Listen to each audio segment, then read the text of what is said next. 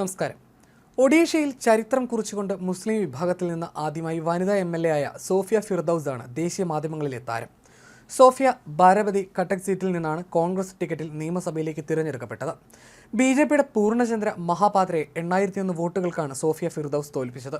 ബിജു ജനതാദളിന്റെ പ്രകാശ് ചന്ദ്ര ബെഹ്റയാണ് ഇവിടെ മൂന്നാമത്. ഇതേ സീറ്റിൽ നിന്ന് തന്നെ MLA ആയി ജയിച്ച മുഹമ്മദ് മൊക്യുമിന്റെ മകളാണ് സോഫിയ ഫിർദൌസ്. അഴിമതി കേസിൽ ശിക്ഷിക്കപ്പെട്ടതിനെ തുടർന്ന് മുഹമ്മദ് മൊക്യുമിനെ അയോഗ്യനാക്കിയായിരുന്നു. തുടർന്ന് സീറ്റിൽ നിന്ന് സോഫിയയെ സ്ഥാനാർത്ഥിയാക്കി.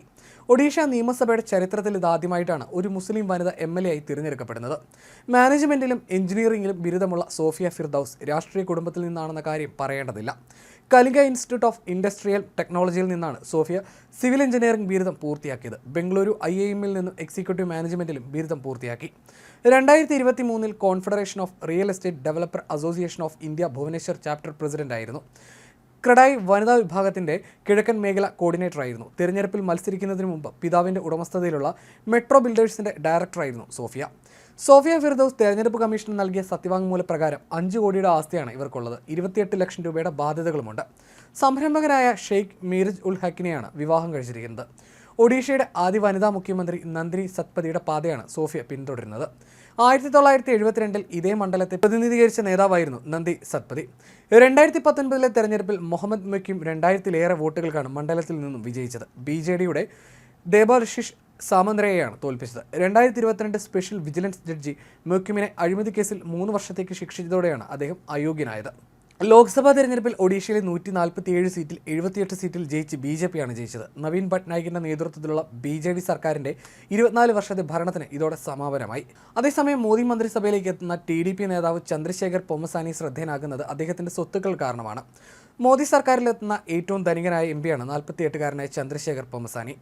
ആന്ധ്രാപ്രദേശിലെ ഗുണ്ടൂർ മണ്ഡലത്തിൽ നിന്നാണ് അദ്ദേഹം വിജയിച്ചത്. 5700 കോടി രൂപ മൂല്യമുള്ള സമ്പത്തിന്റെ ഉടമയാണ് ചന്ദ്രബാബു നായിഡുവിന്റെ സഹപ്രവർത്തകൻ കൂടിയായ പൊമ്മസാനി.